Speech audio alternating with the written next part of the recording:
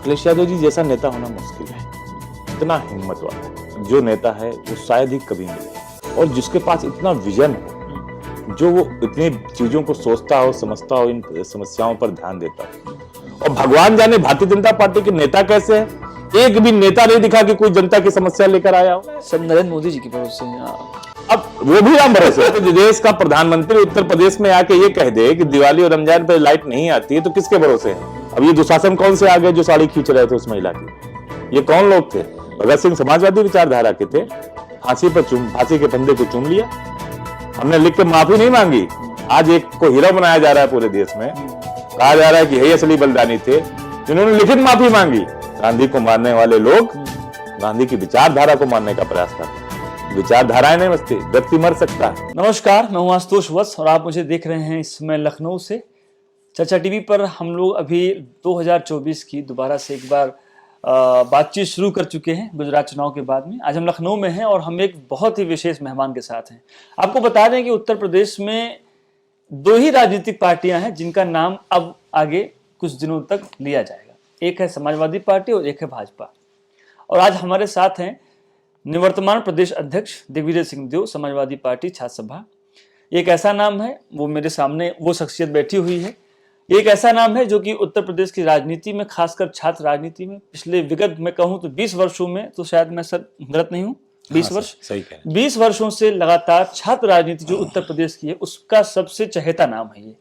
अब दरअसल बात यह है कि 2024 का चुनाव है और अध्यक्ष जी जो है वो आगे बढ़ना चाहते हैं। सर मैं सही कह रहा हूँ? हाँ बिल्कुल सही कह रहा हूँ। तो ऐसा है सर, मैं इस कार्यवाही को शुरू करने से पहले इंटरव्यू को मैं ये चाहता हूँ, एक आप अपना फुल इंटरव्यू का आज मैं आपसे बात करूंगा। एक परिचय दीजिए आप थोड़ा, क्योंकि क्या है जो लोग थोड़ा आउट ऑफ यूपी के भी हैं वो हमारे चैनल को देखते हैं जी, तो थोड़ा उनको बता दीजिए। बॉर्न एंड बॉटन एजुकेशन ऐसा, तो फिर हम आगे बढ़े। महमूदाबाद सीतापुर से जीवन की शुरुआत हुई है जी, और जो प्राइमरी एजुकेशन है वहाँ के सीता इंटर कॉलेज में हमारी जी, जी 12th तक जी जी जी। और उसके बाद एक साल बीएससी भी की है, शिया कॉलेज लखनऊ आया था। फिर उसके बाद बीए आर्थिक परिस्थितियों के कारण मैंने फिर बीएससी मुझे छोड़नी पड़ी और फिर मैंने दोबारा बीए जो है शुरू किया वहाँ के फखरुद्दीन अली अहमद स्नातकोत्तर महाविद्यालय से। ये भी महमूदाबाद वाला ना? महमूदाबाद। और उस समय चूंकि आर्थिक परिस्थितियाँ ठीक नहीं थी तो मैं कंप्यूटर पढ़ाता था। अच्छा, पढ़ाते भी थे? हाँ, कंप्यूटर पढ़ाता था और सरदार सिंह कॉन्वेंट एक स्कूल था। हाँ हाँ हाँ हाँ। तो मैं तो आज भी है, अब तो बहुत बड़ा स्कूल हो गया है। और उस स्कूल में मैं कंप्यूटर के जो है, मतलब आप शिक्षक भी रहे हैं? हाँ, शुरुआती दौर में कंप्यूटर का जो है टीचर था, कंप्यूटर पढ़ाता था और 6 पीरियड मेरे होते थे उस दौरान। अच्छा अच्छा। ये राजनीति में कैसे आना हुआ फिर? ठीक उसी समय, चूंकि मैं समाजवादी पार्टी से मैंने पहले ही बताया मैं बहुत प्रेरित था और चूंकि खुद आर्मी की भर्ती की तैयारी कर रहा था, तो नेताजी द्वारा जब सैनिकों का जो है ये हुआ कि उनकी जब डेथ होती थी या बॉर्डर पे शहीद होते थे या कहीं शहीद होते थे तो सिर्फ उनका सामान आता था और उनकी डेड बॉडी का वहीं अंतिम संस्कार कर दिया जाता था। और वो नेताजी जब रक्षा मंत्री बने तो उसके बाद उन्होंने ये कर दिया कि जो शव है वो उनके घर तक जाएगा और पूरे राज की सम्मान के साथ उनका अंतिम संस्कार होगा। तो ये बात मुझे बहुत प्रभावित की थी। मुलायम सिंह यादव जी की? हाँ, और उस बात से मैं बहुत ज़्यादा प्रभावित था क्योंकि मैं खुद भी भर्ती होना चाह रहा था। इस बात से प्रभावित होकर मैं समाजवादी पार्टी की तरफ जो पहला रुझान था, पहला झुकाव था, पहला लगाव था, वो नेताजी की इस बात से था। और 2002 के आसपास जब ग्रेजुएशन मतलब इंटर पास करने के बाद ग्रेजुएशन के लिए आगे बढ़ा, तब से ही दिलचस्पी थी और 2003 से मैं पदाधिकारी भी हो गया। सक्रिय राजनीति मतलब कि आप 20 साल तो हो गया होगा? हाँ, लगभग 15 साल तो हो ही गया कंप्लीट? नहीं, 20 साल लगभग। अच्छा, मैं वो घटना आपको बता दूं, 2003 में ही समाजवादी पार्टी की सरकार बनी थी। आदरणीय नेताजी जो है मुख्यमंत्री बने थे उत्तर प्रदेश में। जी, उत्तर प्रदेश में मुख्यमंत्री बने और उन्होंने जैसे ही मुख्यमंत्री बने उन्होंने पूरे उत्तर प्रदेश में छात्र संघ के चुनाव लागू कर दिए थे। तो वो छात्र संघ के चुनाव लागू होने के बाद जब मैं बीए कर रहा था फखरुद्दीन अली अहमद स्नातकोत्तर महाविद्यालय में, तो वहाँ भी मैंने छात्र संघ की चुनाव की मांग उठाई थी, जिसको लेकर फिर मेरा वहाँ रजिस्ट्रेशन किया गया। फिर मैंने वहाँ एक रमकुंडा चौराहा जाम किया, प्रदर्शन किया। उसके बाद बहुत सारी राजनीतिक उथापतल हुई, मतलब जो छात्र के जीवन में होता है। हाँ, आपने किया असली टर्न जो आप कह रहे हैं ना, यू टर्न मेरा वहीं से था। और पॉलिटिक्स में। हाँ, पॉलिटिक्स में मैं यू टर्न मेरा बिल्कुल वहां से हो गया। मैं शिक्षक था, कंप्यूटर पढ़ाता था, लेकिन उसके बाद पूरी तरह राजनीति से जुड़ाव हो गया, लगाव हो गया। फिर पूरी तरह से मैं पहली बार 2003 में ही समाजवादी जो लोहियावानी थे, इनकी लोहियावानी यूथ विंग है, उसका अपनी विधानसभा, महमूदाबाद विधानसभा का कार्यकारिणी सदस्य बना लिया गया था। अच्छा अच्छा, मतलब वहां से फिर हाँ, ये बीज बोया गया हाँ हाँ और अभी ये पेड़ बन चुका है। हाँ, अच्छा, ये बताइए। हाँ बिल्कुल बिल्कुल, मैं आपके लिए कुछ सवाल लिख के लाया हूँ। हाँ। बहुत कुछ रिसर्च किया है आपके विषय में। जी जी। फेसबुक, सोशल मीडिया पर आप बहुत एक्टिव रहते हैं। हाँ और इन दिनों आपके फेसबुक पे 2024 की तैयारी में मैंने कुछ देखा, तो मैं सोचा कि आपसे बात की जाए। जी। तो नए साल में नई तैयारी 2024 से, जरा इसके बारे में बताइए क्या है। हाँ, जो हमारी सीतापुर लोकसभा है, और सीतापुर लोकसभा की मैं तैयारी कर रहा हूँ। मैं पिछली बार भी तैयारी कर रहा था समाजवादी पार्टी से। समाजवादी पार्टी से। ठीक।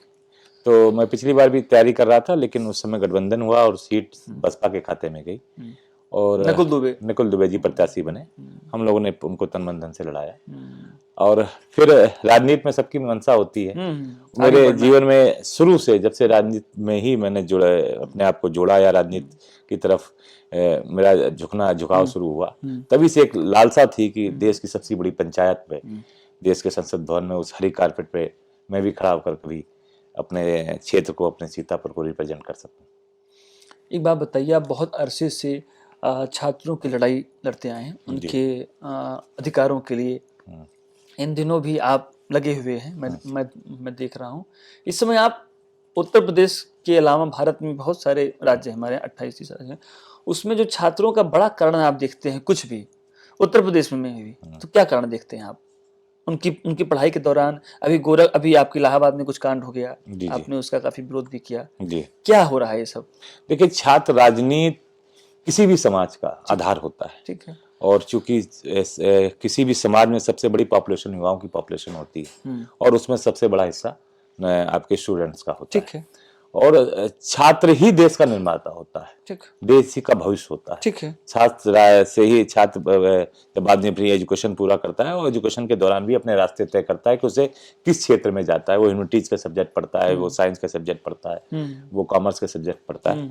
तो सारे सब्जेक्ट्स पढ़ने के बाद अपनी फील्ड रहता है। कोई ब्यूरोक्रेट्स बन जाता है, कोई साइंटिस्ट बन जाता है, कोई इंजीनियर बन जाता है, कोई डॉक्टर बन जाता है, या उससे नीचे हो जाती है। और हम जैसे नौजवान पढ़ाई के बाद छात्र राजनीति में से राजनीति में आ जाते हैं।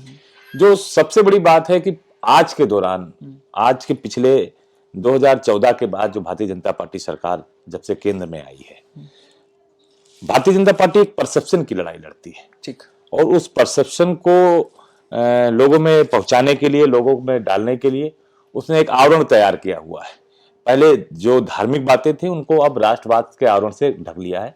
यूं कहे कि एक केबल जो नीचे कार्बन वायर, वो धार्मिक वायर है, ऊपर प्लास्टिक का उन्होंने प्लास्टिक कोटेड जो है वायर तैयार किया है, ये राष्ट्रवाद भगवा रंग में। जो सबसे बड़ी बात है कि जब आप इंटर के बाद अगर ग्रेजुएशन की बात करें, तो ये वो दौर होता है छात्र के जीवन में जब छात्र पूरे समाज को जानता है, दुनिया को जानता है, अपने देश के की राजनीति को जानता है, उसके परिवेश को जानता है। उसी समय एक विचारधारा को थोपने के लिए, एक विचारधारा में लोगों को लाने के लिए वो एक रूपता की बात करते हैं। वो चाहते हैं कि पूरा देश, जिस तरह की वो बातें करते हैं, पूरा देश एक समान हो जाए, एक रूप हो जाए, समान भी नहीं कहेंगे, एक रूप में हो जाए, सब एक ही विचारधारा के लोग हो जाए, जो कि संभव नहीं है। लेकिन भारतीय जनता पार्टी ने उस एक रूपता को लाने के लिए हर संभव प्रयास किए हैं, और कुछ ऐसे प्रयास किए हैं जो जिसकी जितनी भी आप भर्त्सना करें वो कम है। आपने रोहित वेमुला का केस देखा होगा, किस तरह से एक विचारधारा को थोपने के लिए क्या क्या किया जाता है।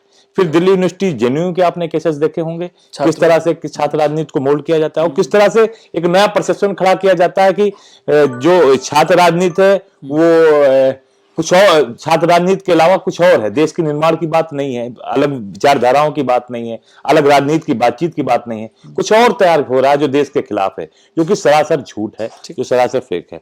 तो जो छात्रों के आगे जो सबसे बड़ी आज समस्या है कि हमें रोटी कपड़ा सस्ती हो, दवा पढ़ाई मुफ्ती हो, ये नारा समाजवादियों का शुरू से रहा, लोहिया जी के नाम। शिक्षा आज इतनी महंगी है कि आम आदमी के बस से बाहर होती जा रही है। आप चाहे हायर एजुकेशन में देख लीजिए, और चाहे नीचे वाले एजुकेशन में भी देख लीजिए, इंटर लेवल तक भी। आज आप लखनऊ में बैठे हुए हैं, आप सीमेस चले जाइए, आप या और मॉन्टेसरी स्कूल चले जाइए, एलपीएच जो भी बड़े स्कूल सारे हैं, बड़े ब्रांड जो, उनकी फीस पता कर लीजिए, 6,000 7,000 रुपए महीने है। और अगर एक्सपेंसेस देखा जाए तो आम आदमी के बस के बाहर है, वो नहीं पढ़ा सकता अपने बच्चों को। शिक्षा इस देश में जो सबसे बड़ा विषय होना चाहिए वो दुर्भाग्यपूर्ण सबसे बाद का विषय हो चुका है। आप प्राइमरी एजुकेशन की बात करें या और एजुकेशन की बात करें, उनमें जिस तरह का बदलाव आना चाहिए था वो नहीं आया है। कहने को बहुत सारे वादे करके भारतीय जनता पार्टी आई थी, तो भारतीय जनता पार्टी ने जो वादे किए थे उस वादों में शिक्षा शायद नहीं थी क्या? मैं खोजता रहता हूं उनके बहुत सारी बातों में। जैसे अभी 2017 में भी वो लैपटॉप पता नहीं क्या क्या कह रहे थे और ये कर देंगे वो कर देंगे, वो सारी चीजें बाहर है। एक जो सबसे बड़ी समस्या आपने देखा स्कॉलरशिप की, जो एससी कैटेगरी के जो स्टूडेंट थे उनको 0 फीस पे एडमिशन दिया जाता था। मानो गरीब परिवार से आने वाला बच्चा इंजीनियर डॉक्टर बन सकता था। लेकिन आज क्या एक इंजीनियरिंग कोर्सेज की आप फीस देख लीजिए, पैरामेडिकल की फीस देख लीजिए, आप मेडिकल की फीस देख लीजिए। क्या गरीब परिवार का बच्चा पढ़ सकता है? क्या डॉक्टर इंजीनियर बन सकता है? नहीं बन सकता। जो एक आधार था कि सरकार ये मदद करती थी कि जो एससी कैटेगरी से बच्चे आते हैं, दलित छात्र आते हैं, उनकी फीस 0 फीस पे एडमिशन होता था, फिर वो फीस सरकार भर देती थी, जिससे एक बहुत बड़ा दलित जो वर्ग है उनमें बहुत सारा छात्र पढ़ के आके आता तो आगे इंजीनियर डॉक्टर बनता था। तो इंजीनियर डॉक्टर बनकर जब तैयार होता तो वो अपने देश का नाम रोशन कर सकता है। लेकिन आज वो फीस जो 0 फीस पे एडमिशन वो बंद कर दिया गया है। अब गरीब का बेटा इंजीनियर डॉक्टर नहीं बनेगा। तो ये कब से हुआ? ये इसी भाजपा सरकार में हुआ। देखिए मेरी ना मानिए, मैं तो जान रहा हूँ। हाँ, हमारी ना मानो, गूगल से पूछो। अच्छा, गूगल बाबा बता देंगे आपको कब से हुआ। मैं कहूंगा तो कहेंगे ये तो समाजवादी पार्टी के हैं, ये तो ऐसा कहेंगे। आप देख लीजिए ओबीसी छात्रों की जो स्कॉलरशिप आती थी, कितना परसेंटेज उसका काट दिया गया। आम ओबीसी छात्रों को स्कॉलरशिप नहीं मिल रही है। तो आखिर कई बार सवाल सदन में भी उठा। लेकिन जो देखिए देश में शिक्षा पर सबसे ज्यादा खर्च होना चाहिए। बाबा साहब ने 100 बार कहा कि शिक्षा वो शेरनी का दूध है जो पिएगा वो दहाड़ेगा। वही ताकत आज छीनी जा रही है, गरीब परिवार से छीनी जा रही है, मध्यम वर्गीय परिवार के बच्चों से छीनी जा रही है। तो जो एजुकेशन सबसे बड़ी फील्ड है, वहां सबसे ज्यादा इस सरकार ने उसको उस फील्ड को पीछे करने का, ढकेलने का काम किया है। और जिस तरह से आप बताइए कौन सा नया विश्वविद्यालय उन्होंने तैयार किया, कौन सा नया आईआईएम उन्होंने किया, कौन सा नया रिसर्च सेंटर तैयार किया। कुछ ऐसी योजनाएं हैं, दुनिया जानती है, पूरी दुनिया हमारे यहाँ से रिसोर्स करती है। हमारे यहाँ से डॉक्टर, इंजीनियर, तमाम वैज्ञानिक, साइंटिस्ट हमारे यहाँ से नौजवान निकलकर दुनिया के तमाम संस्थाओं में काम कर रहा है। ये हमारे लिए गर्व की बात है। लेकिन जो हमारे पास क्रीम है, जो अच्छे स्टूडेंट निकल कर आते हैं, अच्छे स्कॉलर निकल के आते हैं, अच्छे डॉक्टर निकल के आते हैं, वो क्यों देश से बाहर जाके काम कर रहे हैं? जबकि आज आप देख लीजिए मेडिकल की हालत देश में क्या है। कोविड आप देख रहे हैं, और भी बहुत सारी गंभीर बीमारियों के साथ साथ आज डॉक्टरों की कमी है देश में, शिक्षकों की कमी है, आप चले जाइए यूनिवर्सिटीज में प्रोफेसरों की कमी है। तो ये जो रिसोर्स बाहर जाए अच्छी बात है, लेकिन हमारे देश में कम से कम इस तरह का अकाल तो ना पड़े। तो ये शिक्षा के मामले में मैं कहूंगा कि भारतीय जनता पार्टी पहले से लेकर आज तक सारी उसकी जितनी भी योजनाएं हैं उसमें शायद वो हाशिए पर है और उसका शिक्षा पर कोई ध्यान नहीं है। एक बात बताइए, आपको बहुत जानकारी बहुत है, इसलिए क्योंकि आपने इस क्षेत्र में काम किया है और खास करके छात्रों के लिए, वरना इतनी डिटेलिंग कोई नहीं करता है। मुझे बताइए, मैंने आपके बारे में कुछ रिसर्च किया, अखबारों की मैंने कुछ कटिंग देखी, कुछ वगैरह वगैरह। आप जेल बहुत गए हैं, कितनी बार गए जेल और क्यों गए हैं ये बताइए आप। देखिए मैं सबसे पहले जेल गया 2007 में। अच्छा, 2007 में। उससे पहले 2-4 बार गिरफ्तार हुआ था, लेकिन जेल 2007 में गया। गिरफ्तारी हुई जब पहली बार गए थे। जब पहली बार गए थे, क्या अनुभव था? तो बसपा की सरकार थी। अच्छा, और उस समय उन्हें आते ही उन्होंने 2005-7 की बात है। 2007 में उन्होंने, मैं लखनऊ विश्वविद्यालय का तब एमए का स्टूडेंट हो गया था। उस समय मैं छात्र राजनीति भी करा था, छात्र नेता लखनऊ विश्वविद्यालय था। तो उस समय वो सत्ता में आती है, उन्होंने सबसे पहले आते ही कहा कि छात्र संघ के चुनाव नहीं कराए जाएंगे। वो उतना दुर्भाग्यपूर्ण नहीं था जितना दुर्भाग्यपूर्ण ये था कि जो छात्र आंदोलन करेगा उसे कुचल दिया जाएगा। अच्छा। पुलिस धमका रही थी कोई आंदोलन मत करना, लेकिन हमने विश्वविद्यालय में आंदोलन किया, लखनऊ विश्वविद्यालय में आंदोलन किया और जेल गए। और जेल जाने के बाद हमने भूख हड़ताल कर दी। कितने दिन रहे आप? हम रहे होंगे करीब 23 दिन के आसपास। 23 दिन? हाँ। अच्छा। तो हम गए तो हमने वहां भूख हड़ताल कर दी, बहुत सारे हमारे साथी भी थे, हम लोगों ने भूख हड़ताल कर दी। और 5 दिन हो गया था हम लोग कुछ बिना खाए हुए और सिर्फ पानी पर थे। वो पहला अनुभव था। और चूंकि आप जानते हैं कि मैं भगत सिंह से बहुत ज्यादा प्रेरित हूं, तो कहीं ना कहीं उन्हें आदर्श मानता रहता हूँ, और उनकी जेल की बहुत बड़ा जो 69 दिन का उनकी भूख वो हड़ताल आपकी थी। भाषा से ही लग जाता है। हाँ, तो वो जो भूख हड़ताल थी, उस भूख हड़ताल में हम लोग 5 दिन हो गए थे, तभी आदरणीय नेता आदरणीय अखिलेश यादव जी और नेताजी हम लोगों से मिलने आए थे। वो भी एक बड़ा अनुभव था। तो फिर हम लोग आंदोलन से, और जेल में जो था 5वां दिन था, जेलर ने कह दिया था अगर आज शाम तक आपने खाना नहीं खाया तो फिर जहां जहां से जा सकता है वहां वहां से जाएगा, अच्छा। और फिर आपको काल कोठरी मिल जाएगी, और 6x6 के भी कमरे में। अच्छा, डराते बहुत होंगे जेल में। डरते, हम लोग क्यों, अपराधी तो हैं, छात्र राजनीति। हाँ। हम लोग राजनीति से गए लोग हैं, तो डर नहीं रहता अच्छा, मन में। एक हमको ये व्यक्तिगत सवाल मैं आपसे पूछूंगा, ये राजनीतिक नहीं है। जब पहली बार जैसे एक सामान्य घर का लड़का है, एक तो वो गलत फील्ड में है, राजनीति में क्यों आया भाई? हाँ, हाँ। तो तुमको तो जाके बैंक की नौकरी की तैयारी करनी है। आप आ गए, खैर अपनी मेहनत से आए जैसे भी है। उसके बाद आपको फिर जेल भी जाना पड़ रहा है। ये इसका बड़ा मजेदार किस्सा क्या? हमारे घर में मेरे 7 पीढ़ी में कोई नेता हाँ, नहीं, वही ज्यादातर लोग नौकरी में हैं, या नौकरी। फोर्स में हैं, या और भी सारे सेक्टर में हैं। तो हमारे यहाँ कोई नेता नहीं है। पिताजी खुद भी चीनी मिल के सामान से फिटर हैं, आप जानते हैं। ठीक। तो जब हम लोग जेल से छूटे तो एक बड़ी संख्या नौजवानों की हमें महमूदाबाद, जहां हम रहते थे, वहां लेके गई। 40-50 मोटरसाइकिल लाई होंगी, जिंदाबाद नारा लग रहा था, माला वाला पड़ा हुआ था। पर जैसे ही गए घर पे पहुंचे, पिताजी बाहर बैठे हुए थे, वो बहुत नाराज थे। पर वो वहां से उठते ही गाली देते हुए, मत मारूंगा, ये सब जितना लड़का था वो सब गायब, और मैं माला पहन के अकेले तो ये इस तरह की घटना थी। खैर परिवार उस तरह का नहीं था, चूंकि राजनीतिक परिवेश में नहीं जाना चाहते, भेजते कोई। देखिए राजनीति भी ऐसी थी कि लोग नहीं चाहते, आम आदमी कोई भी परिवार नहीं चाहता कि हमारा बेटा राजनीति जाए। राजनीति एक बड़ी लंबी लड़ाई है, स्ट्रगल बहुत है, जरूरत से ज्यादा है, और कोई श्योरिटी नहीं है कि आप क्या बनेंगे, क्या बिल्कुल होंगे। नहीं, बिल्कुल नहीं। और फिर एक ब्लाइंड गेम है। फिर एक, हाँ बिल्कुल ब्लाइंड है। तो आप ये समझ लीजिए कि अगर छोटे से परिवार का, जिसके पिताजी 6-7 हजार की नौकरी समझ कर रहा रहे हूँ, हो, बिल्कुल। वो कैसे सोचेगा कि हमारा बेटा कैसे क्या करे। तो वो अपनी जगह सही थे, लेकिन ईश्वर ने जो तय कर रखा था, संघर्ष करना था, और मन में मनसा बहुत थी। तो वो हमारे स्कूल की भी, स्कूलिंग की जो शिक्षा है, ऐसा है समस्या इस बात की कि हमें पढ़ाया तो जाता है कि सदा सत्य बोलो, अन्याय के खिलाफ लड़ो, वो पढ़ा दिया जाता है। तो हम उसके एग्जाम होते, एग्जाम में लिख देते हैं हमें क्या करना चाहिए, हमें सदा सत्य बोलना चाहिए, हमें अन्याय के खिलाफ लड़ना चाहिए। तो वो क्वेश्चन आंसर के अलावा दिमाग में भी बैठ गया। तो जब जब इस तरह की घटनाएं होती हैं, कई बार जेल यात्रा हुई, तो वो बातें ध्यान में आती हैं, वो दिमाग में आते हैं। और जहां से मुझे शिक्षा मिली, सीता इंटर कॉलेज से, वहां मंगलवार को हनुमान जी की चालीसा पढ़ाई जाती थी खड़े करके। तो उसमें एक लाइन है, आपन, देखिए आज मंगलवार आपन तेज समारोह, आपन तेज समारोह आपे, और तीनों लोग हाँकते कांपे। अब उसका भावार्थ कुछ हो, लेकिन मैंने ये समझा कि अपना तेज अगर आप संभाल लेंगे तो आपके जो आवाज से सब कांपेंगे। तो वो आत्मसात कर लिया मैंने, कि खुद को पहचानिए, खुद को पहचानिए। और जो भगवान बुद्ध का भी कहना था, आत्मदीपो भव, खुद को पहचानिए आप। तो खैर उस तरह की तरफ हो गए, और मतलब ऐसी बहुत सारी जेल यात्राएं हुई, संख्या हमें नहीं पता। मैं जब इस बार, अच्छा, कभी क्या पिटाई वगैरह भी होती थी पिटाई कि जाड़े में कहीं, मतलब पैंट वैंट निकलवा दिया कि भाई जैसे आजकल हो रहा था? वो तो लंबी ऐसा होता है? रास्ता है। अच्छा, लंबी रास्ता है। अच्छा, बहुत मतलब बार जो युवा आपसे जो छोटे हैं, जो लोग ये इंटरव्यू भी देखेंगे, उनको लगता है राजनीति एकदम मलाई मक्खन की तरह है, ना, सिर्फ सफेद कुर्ता पहन लेने से, और ये तो बड़ा संघर्ष होता है ना, जरूरत से ज्यादा।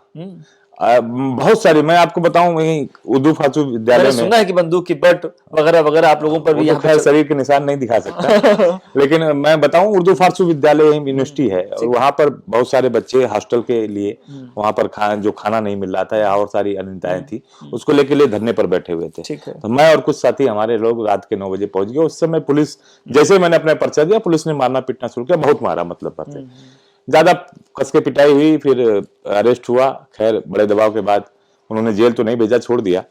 लेकिन तमाम ऐसी घटनाएं हैं जिसमें पुलिस के द्वारा बुरी तरह से लाठीचार्ज होता है, मतलब बर्बरता, और बर्बरतापुर से पिटाई होती है। बहुत सारे तो वापस जब लौट के आते थे, जैसे अपने ऑफिस गए, तो अखिलेश जी मक्खन वक्खन लगाते थे कि नहीं? आयोडेक्स देखिए एक चीज जानिए, राष्ट्रीय अध्यक्ष जी के साथ साथ नेताजी का बड़ा प्रभाव रहा। देखिए आज हमारा दुर्भाग्य है, नेताजी हमारे आज वो नहीं है, सही बात।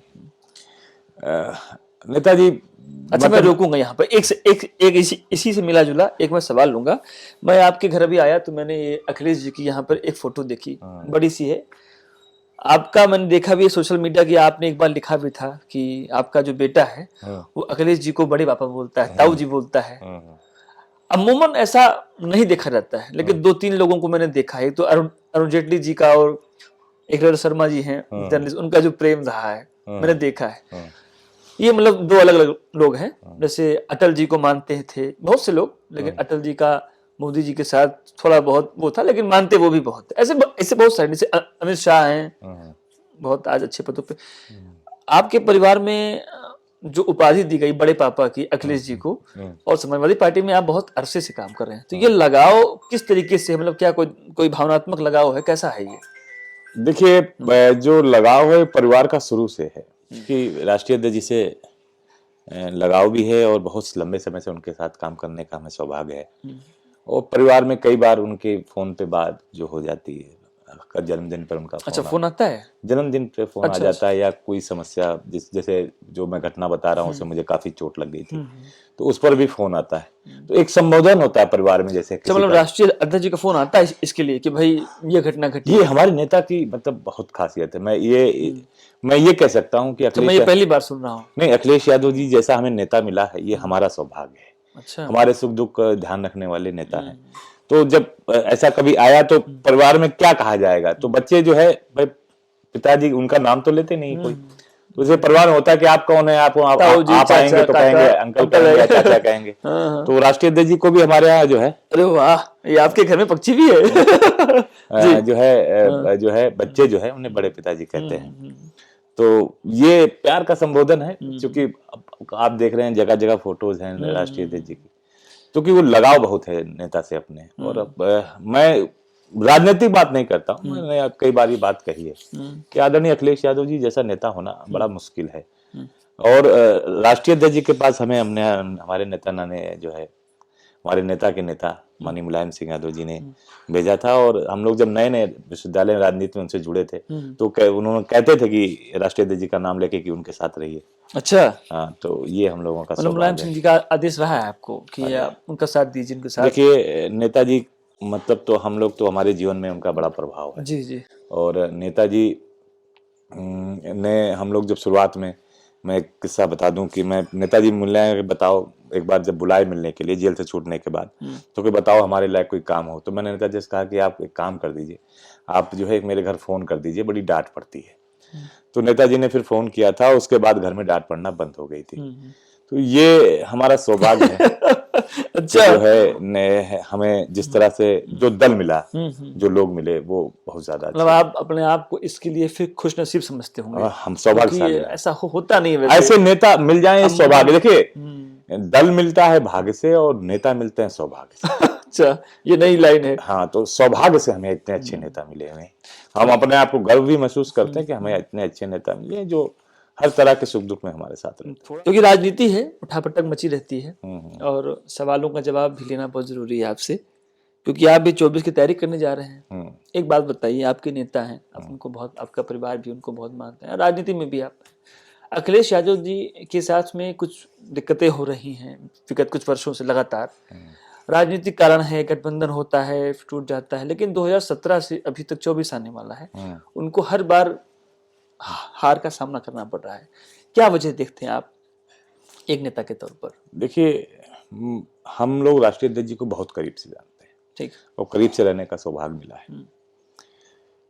अखिलेश यादव जी जैसा नेता होना मुश्किल है। इतना हिम्मत वाला जो नेता है वो शायद ही कभी मिले, और जिसके पास इतना विजन हो, जो वो इतनी चीजों को सोचता हो, समझता हो, इन समस्याओं पर ध्यान देता हो, और जो चाहता हो कि मेरे प्रदेश की पहचान देश और दुनिया में हो।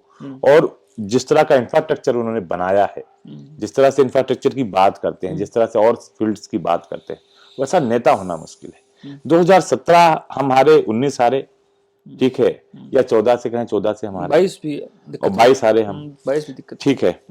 लेकिन एक इकलौता नेता जो भारतीय जनता पार्टी का खुला सामना करता रहा, अकेले चट्टान की तरह अड़ा रहा। आप इन मेन चुनाव में तो बहुत सारे दल देखेंगे, लेकिन जिला पंचायत चुनावों में कौन मिला, ब्लॉक प्रमुख की चुनाव में कौन मिला, जिला पंचायत अध्यक्ष चुनाव में, उपचुनाव भी हुए बहुत सारे, और बहुत सारे उपचुनाव में हम जीते भी। अभी एक चुनाव जीत के रहा है, डिम्पल जी, ठीक है। उससे पहले भी उपचुनाव हमने, उस समय उप मुख्यमंत्री थे केशव प्रसाद मौर्य जी की सीट हार गई, योगी आदित्यनाथ जी की गोरखपुर की सीट हार गई, ठीक है, तो बहुत सारे उपचुनाव समाजवादी पार्टी ने जीते।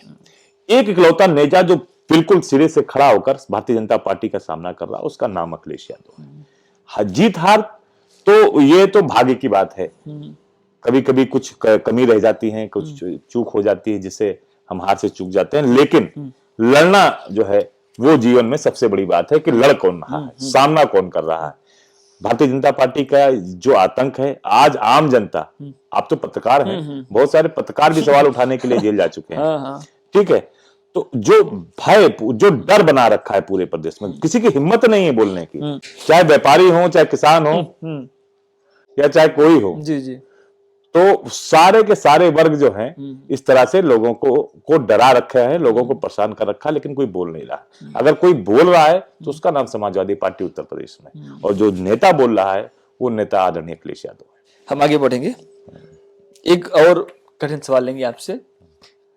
गठबंधन आपकी पार्टी ने किए, आप लोगों ने जैसे कि बताया कि पिछली बार जो सांसद का चुनाव हुआ आपके यहाँ, वहां पे बसपा के टिकट से आप लोगों ने उनको हेल्प करी, बट बीजेपी के राजेश वर्मा जी हैं वो विजयी हुए। गठबंधन से आप कई बार आपको दिक्कत का सामना, और अच्छा बड़ी बात ये है आपकी पार्टी के साथ जो भी गठबंधन कर रहा है वो फिर पलट के आपको गाली भी दे रहा है।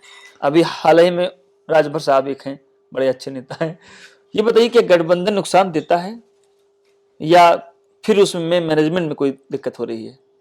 देखिए ऐसा है कि राजनीति में हमेशा प्रयोग होते रहते हैं, ठीक है, अखिलेश जी ने भी बात बोली है। हाँ, नहीं राष्ट्रीय अध्यक्ष जी भी कहते हैं, और ये जो लॉजिकल बात है, ये होता है ऐसा, ठीक है, कि जब आप किसी मंजिल पे पहुंचना चाहते हैं तो बहुत सारे कभी कभी साधन ले लेते हैं, बिल्कुल, कभी स्कॉर्पियो लेते हैं, कभी बाइक लेते हैं, कभी पैदल चलना पड़ता है, बिल्कुल बिल्कुल, वो डिपेंड करता है कहाँ है। मंजिल पे पहुंचने के लिए बहुत सारे रास्ते अपनाए जाते हैं, साधन अपनाए जाते हैं। ठीक। बहुत सारे गठबंधन, सिर्फ समाजवादी पार्टी ने, भारतीय जनता पार्टी ने बहुत सारे गठबंधन कर रखे हैं, और बहुत सारे गठबंधनों को बहुत जगह पदों पर बैठा रखा है, बेटा भी है, पिता भी है, और दामाद भी है, पोता भी है, उनका नाती भी है, ये भारतीय जनता पार्टी के साथ गठबंधन में है। भारतीय जनता पार्टी की चूंकि सरकार है तो उन्हें लोगों को जगह देने के लिए जगह है, किसी को कुछ बना दिया, किसी को कुछ बना दिया, लोग खुश हैं, ठीक है। समाजवादी पार्टी की सरकार नहीं बनी है तो लोग, जिसको लाभ का मोह है, ठीक है, हो सकता हो वो लाभ ना मिल पा रहा हो, तो ये तो संघर्ष के रास्ता है, संघर्ष के रास्ते पर चलना सबके बस की बात नहीं होती है ना, और एक प्रॉपर लगातार लड़ाई करते रहना, लड़ते रहना, ये सबके बस की बात नहीं, ठीक है। तो हमारे नेता आदरणीय अखिलेश यादव जी ने प्रयोग किए हैं, कभी प्रयोग सफल होते हैं, कभी विफल होते हैं, लेकिन आपकी पार्टी, लेकिन एक आप नुकसान एक बात आप निश्चित समझिएगा कि हमारे नेता ने हमेशा बड़े मन से गठबंधन किया और लोगों को पूरा सम्मान दिया, लोगों को पूरी इज्जत दी, और चाहे बसपा से गठबंधन रहा हो, चाहे कांग्रेस से रहा हो, चाहे किसी और दलों से रहा हो, हमारे नेता का सिर्फ एक है पूरा सा, मतलब जो एक सिद्धांत है, वो पूरा सम्मान देते हैं और पूरी जगह देते हैं और गठबंधन धर्म को निभाते हैं।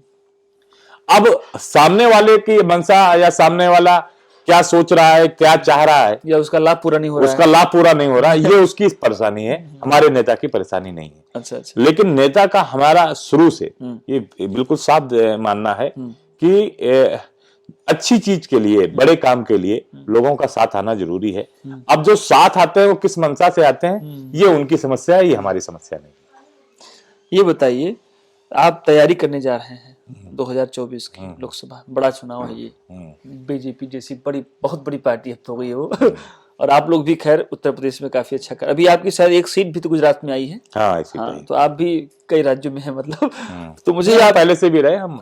मुझे ये बताइए कि क्या रणनीति है, क्योंकि बीजेपी छोड़ती अपने जो के सामने वाला है उसको छोड़ती नहीं है, तो मुझे ये बताइए कि सीतापुर में जो लोकसभा है उसमें क्या आपकी रणनीति क्या है जीतने की? देखिए, सीतापुर लोकसभा समाजवादी पार्टी के लिए थोड़ा रेगिस्तान सा है, इसीलिए क्योंकि 1996 में ही एक बार मुख्तार अनीस साहब एमपी हुए ना, उससे पहले कोई हुआ ना उसके बाद हुआ, तो कठिन है। और जो समीकरण है वो समीकरण भी ये कह सकते हैं कि बहुत फेवरेबल नहीं है, बहुत ज्यादा हमारे पक्ष में नहीं है। लेकिन मैं ये कह सकता हूं कि जो आपने कहा जो मेरा 18-20 साल का पॉलिटिकल करियर है, मैंने सीतापुर की लड़ाई या वहां से जुड़े मुद्दों की लड़ाई आपने देखा होगा। महमूदाबाद की डिग्री कॉलेज की मैंने लड़ाई लड़ी, वहां बसपा सरकार में उसे शिफ्ट किया जा रहा था, लगातार अनवरत उसके हमने आंदोलन किए, जगह जगह पे धरने प्रदर्शन किए, सीतापुर मुख्यालय पे प्रदर्शन किया, उस लड़ाई को लड़ा। आज वो डिग्री कॉलेज वहीं पर है और सबसे बड़ा साथ जो वहां के हमारी खासकर बहनों का था, बहुत बड़ा जो संख्या में छात्राएं हमारे साथ थी और छात्राओं की मेहनत से जो है वो विद्यालय रुक सका। आपने देखा कि किसान के मुद्दे पर मैंने किसान पैदल यात्रा की, जब गन्ना जला रहा था किसान, गन्ने का पैसा नहीं मिल रहा था, किसान परेशान था, तो 23 अप्रैल से हमने यात्रा शुरू की थी। अच्छा, वो एक बार मैंने पढ़ा था कहीं रेउसा था। हाँ, तंबौर से शुरू की थी पैदल यात्रा और लखनऊ का पार्टी कार्यालय तक आया था, जिसमें लाठीचार्ज थी वो करीब 300 के आसपास थी। 300 किलोमीटर? हाँ, अरे बड़ी लंबी यात्रा थी। हाँ, लंबी राहुल गांधी वाली यात्रा भी है क्या? उसी से देखिए ऐसा है, मैं और किसी की बात क्या करूं, मुझे मैंने एक कमिटमेंट किया था वहां के लोगों से कि अगर किसानों की समस्याओं पर नहीं ध्यान देगा, और खासकर गन्ना किसानों पर, तो मैं ऐसे पैदल यात्रा करूंगा। मुख्तार अनीस साहब ने भी करीब 30 साल पहले, बड़ी बेल्ट है वहां, 30 साल पहले वो एक पैदल यात्रा किसानों के लिए की थी। उसी तरह की किसान यात्रा मैंने की थी, पुलिस की लाठीचार्ज भी हुई थी, लेकिन किसानों के मुद्दे का ये मतलब मुद्दा जब मैंने ये उठाया था तो मुख्यमंत्री आदित्यनाथ जी 2 बार गए जिले पर और लखीमपुर गए, और कई बार उनका बयान भी गन्ना किसानों के लिए आया। वो लड़ाई मैंने लड़ी, वहां के नहर आंदोलन की लड़ाई लड़ी, जहां पानी 30 साल से नहरों में पानी नहीं आया था, उस नहर में पानी आया।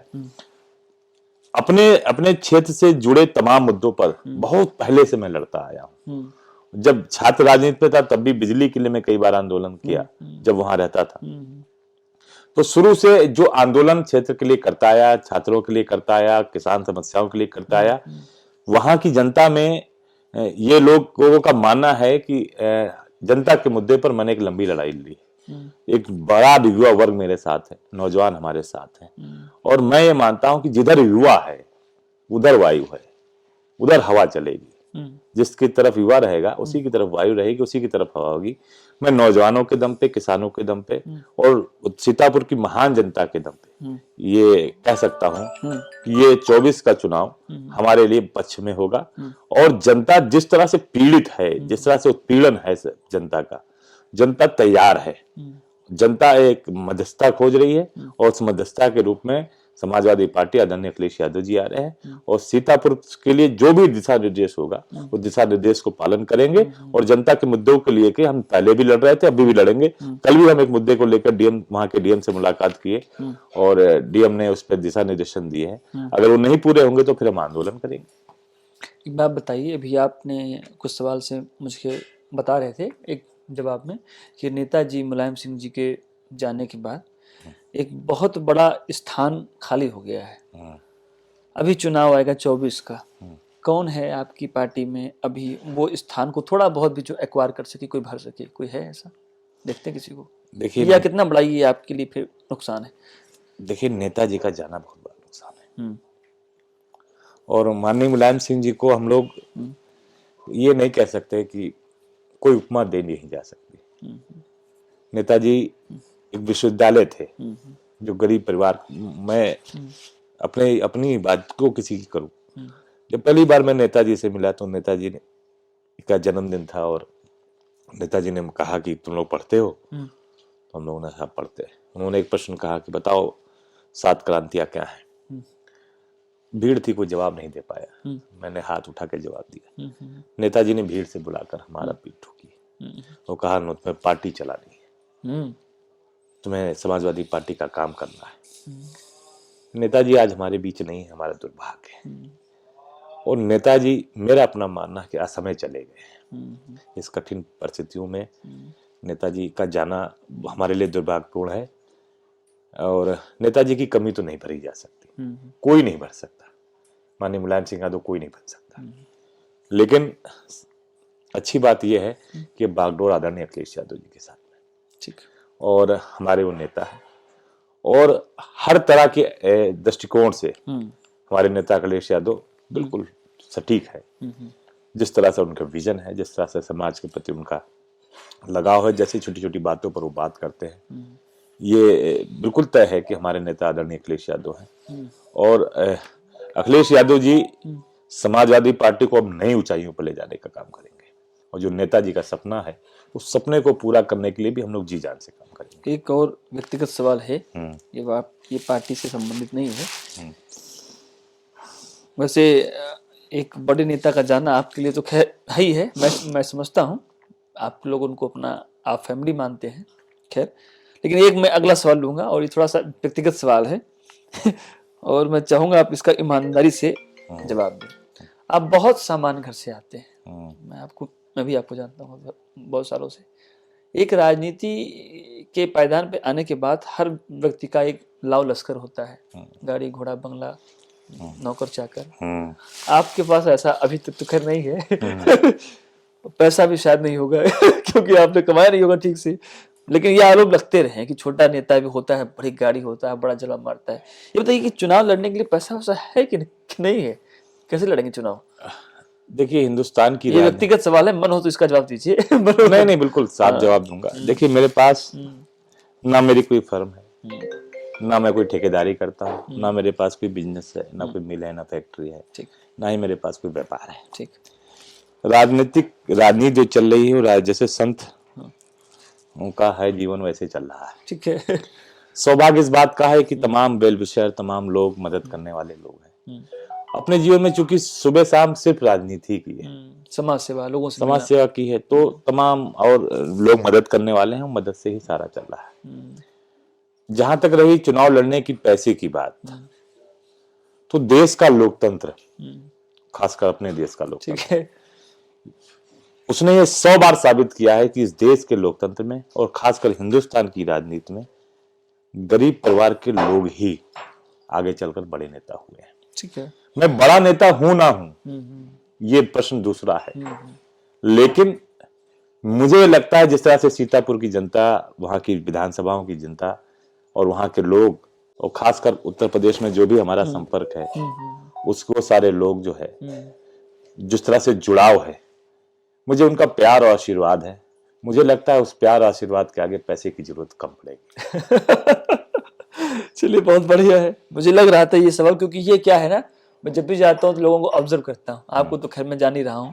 मैंने पूछा भाई कैसे करो, क्योंकि ये बहुत बड़ी लड़ाई है, सामने बीजेपी खड़ी है, भारतीय जनता पार्टी, खैर इसके पास पैसा और बाहुबल वगैरह, आप तो जान ही रहे हैं कि राजेश वर्मा जी बहुत बड़े नेता है वहाँ की।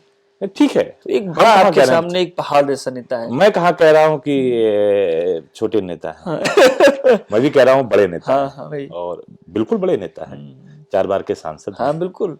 लेकिन उस पहाड़ के सामने मांझी है। अच्छा तो लड़ेंगे जब तक तोड़ेंगे नहीं तब तक छोड़ेंगे। ये बताइए कि बाबा हैं यहाँ उत्तर प्रदेश में, दोबारा आ गए हैं आप लोगों की बदौलत, कुछ आपसे गलतियां हो गई। मुझे ये बताइए, योगी आदित्यनाथ की सरकार को आप एज ए लीडर आप कैसे देखते हो? देखिए देश में बहुत सारी सरकारें आती जाती रहती हैं, लेकिन पहली बार ऐसी सरकार है जिसने आम जनता के मन में डर खड़ा कर रखा है। अच्छा। हर कोई डरा हुआ है, सच बोलने की लोगों में हिम्मत नहीं है, लोग जेल जा रहे हैं, जरा जरा सी बातों पे लोगों के बुलडोजर से घर गिराए जा रहे हैं। मामला हाईकोर्ट तक पहुंच गया है, सुप्रीम कोर्ट तक। देश का संविधान क्या इस बात की रजामंदी देता है या इस बात को कहता है कि आप किसी का घर गिरा दो? अपराधी है, अगर अपराधी है तो उसकी सजा है, उसके पिता का क्या कसूर है? एक कानपुर के पास का अपराधी, मैं कतई अपराधियों का कभी समर्थन नहीं करता, जो भी अपराधी है वो अपराधी है, लेकिन जो 2 महीने पहले जिसकी शादी हुई हो, हाँ अच्छा मैं समझ गया आप किसकी बात कर रहे हैं। ठीक है, उसका क्या दोष है? खुशी दुबे की बात कर रहे हैं, उसका क्या दोष है? उसका आप बताओ। ठीक, उसका पति अपराधी है, वो अपराधी है, जो कुछ हुआ, लेकिन उसका बेचारी का क्या दोष है? वो तो कोई क्राइम करने नहीं गई थी। या बहुत सारे ऐसे लोग जो उनके परिवार से अगर कोई अपराधी हो गया, मान लो कोई व्यक्ति है, उसका चाचा का क्या दोष, उसका आप घर गिरा दे रहे हो। लोगों में डर है, जीएसटी के छापे हैं, हर आदमी अपनी दुकान की शटर बंद करके भाग रहा है। लोग कह रहे हैं कि लीगल वो आपको लीगल डॉक्यूमेंट ही तो आप फंसा रहे हो उसको। आज तक आप नहीं तय कर पाए कि जीएसटी क्या है। आपने इतनी बार उसमें एडमेंट कर लिया, इतनी बार बदलाव कर लिया, लेकिन फिर भी आप भी कंफर्म नहीं हो। ठीक है। ये सरकार, खासकर मैं योगी बाबा की सरकार की बात क्यों करूं, भारतीय जनता पार्टी की सरकार, असल में बात मुद्दा यह है कि ये पूंजीवादी विचारधारा के लोग हैं, ठीक है। और इन्हें हर जगह से पैसे का रिसोर्सेज ही समझ में आता है, इनको मालूम मतलब कहां से पैसा निकाला जाए। ये पंख नोच के दाना देने वाले लोग हैं। अच्छा अच्छा। ये कहते हैं पंख नोच ले, आदमी का ध्यान पंखों पे ना रहे, दाना पे रहे। एक जेब में देते हैं, दूसरे जेब से निकाल लेते हैं। मैं गलत कर रहा हूं, आप बताओ। 4-5 महीना पेट्रोल 15 रुपया महंगा रहता है, डीजल 10 रुपया महंगा रहता है, और 5 महीने बाद चुनाव आते समय इसको कम कर दिया जाता है। फिर तो अब तक क्या 15 रुपया आप लूट रहे थे क्या? लोग जो राशन दे रहे हो आप, जो 12 रुपए का राशन फ्री दे रहे हो, वो राशन जो है उसका बोझ किसके ऊपर है? उसका बोझ आखिर किसके ऊपर है? अरे आप किसान की उपज का सही मूल्य दे दो, राशन की जरूरत नहीं है। किसान को बीज समय पर दे दो। यूरिया के आपने 3 महीने पर सम्मान निधि के नाम पर 2000 रुपए दिया और 5 किलो यूरिया चुरा लिया। ब्लैकमेलिंग हो रही भी तो बिल्कुल। और ब्लैक में मिल, बीज नहीं मिल रहा, खाद नहीं मिल रहा, डीएपी नहीं मिल रही, लाठियां पड़ रही। आपने नोटबंदी की, क्या हुआ? लाठियां पड़ गई लोगों को। जो बोल रहा है उस पर लाठियां मार रहे हैं, उसको जेल भेज रहे हैं आप धार्मिक मुद्दों पर आप हर चीज को धर्म से जोड़ते हो। कितने धार्मिक हो, उसे आपने हर जगह आपने उसको पूंजीवाद से जोड़ रखा हुआ है, व्यवसाय कर से जोड़ रखा हुआ है। अयोध्या में जो हो रहा है आप सब जानते हो, जिस तरह से जमीनों की खरीद फरोख्त हुई वो भी आप जानते हो। धर्म को बेचने का काम, भगवान को बेचने का काम किया। अभी एक बहुत बड़ा मुद्दा जैन समुदाय का आया हुआ, उनका शिखर जी जो है उसे टूरिस्ट प्लेस बनाया जा रहा है। आप सोचिए, जिस जमीन को जैन संप्रदाय के लोग अपने माथे, वहां पे जूते चप्पल पहन के नहीं जाते किलोमीटरों, इतना मतलब इतनी मान्यता है। बिल्कुल। आज आप उसे टूरिस्ट प्लेस बनाना चाह रहे हो, उसे बनाना चाह रहे हो कि वहां मुर्गा बने, वहां पे नॉनवेज बेचा जाए। भाई जैन संप्रदाय के लोग तो इन चीजों से कोसों दूर हैं, लहसुन प्याज भी नहीं खाते और वहां पर आप चाहते हो कि टूरिस्ट प्लेस बन जाए, आप चाहते हो वहां शराब बिकने लगे। भाई इस कोरोना में मंदिर बंद थे और मधुशालाएं खुली थी नहीं खुली थी। तो ये पूंजीवादी लोग हैं ना, इनको देश और प्रदेश से कुछ लेना देना नहीं, ये पूंजी कमाने का माध्यम है। बीजेपी साइंटिफिक बातों पे भरोसा करती है, शायद आप लोग नहीं समझ पा रहे होंगे। वो कह रहे हैं कि भाई शराब है तो सैनिटाइजर तो सही होता है, आप लोग समझ नहीं पा रहे हैं ना इसका मतलब। तो भाई वो सैनिटाइजर अपने 2-4 बेचारे मंत्री उनके चले गए, उनको दे दिया होता। क्यों? जी जी जी। जो मंत्री बेचारे उनके चले गए, तमाम नेता इनके चले गए। आप लोग जलते हैं बीजेपी वालों से। नहीं जले क्यों? देखिए हमारी बात समझिए, अगर हम किसी विचारधारा के फॉलोअर तो दूसरे के विरोधी नहीं है, लेकिन आप में जो कमियां है और आप में कमियां अगर आपको नुकसान पहुंचा रही है तो चलिए ठीक है।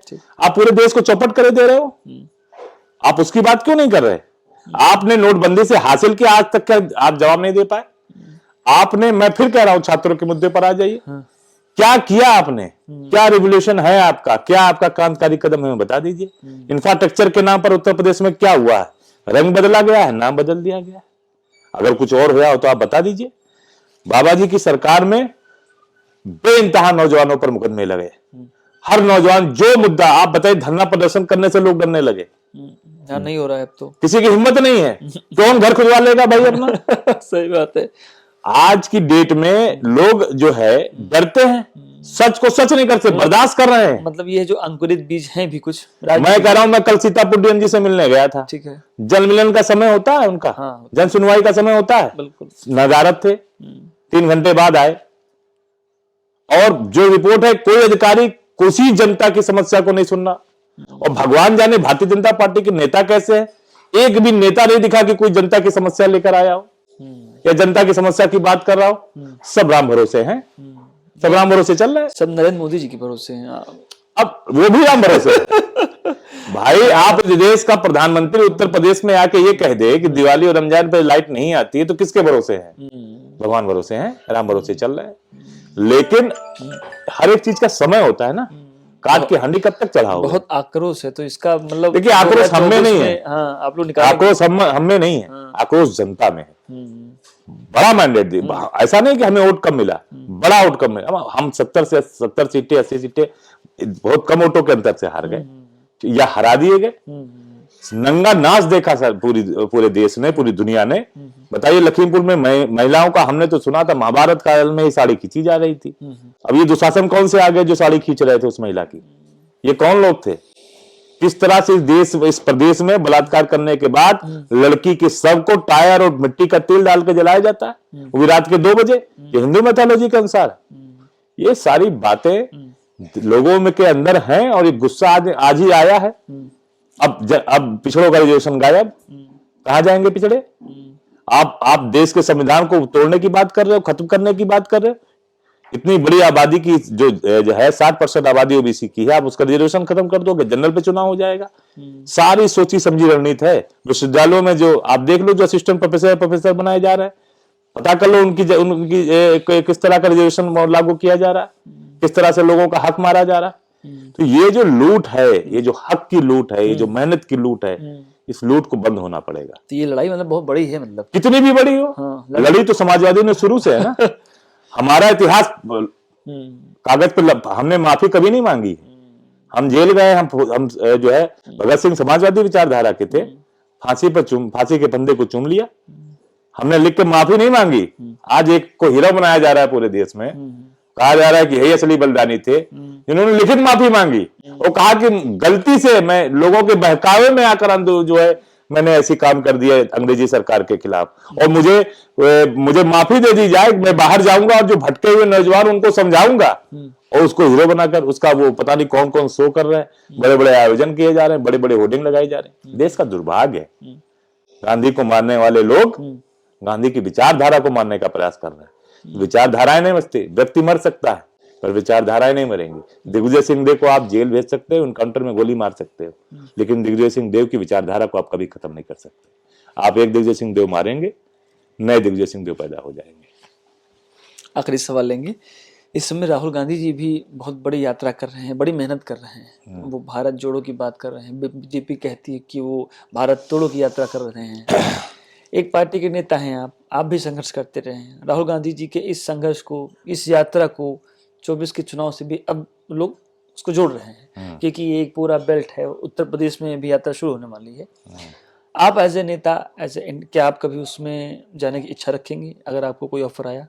देखिए, हम जो भी नेता गंभीर से संघर्ष करे, जनता की हित की बात करे और आपसी भाईचारे की बात करें, प्रेम सौहार्द की बात करें। देखिए, विविधता से ही देश की पहचान है, एक रूपता से कभी नहीं हो सकती। एक रूपता तो है नेपाल में, क्या स्थान है देश के पूरी दुनिया के इंडेक्स में।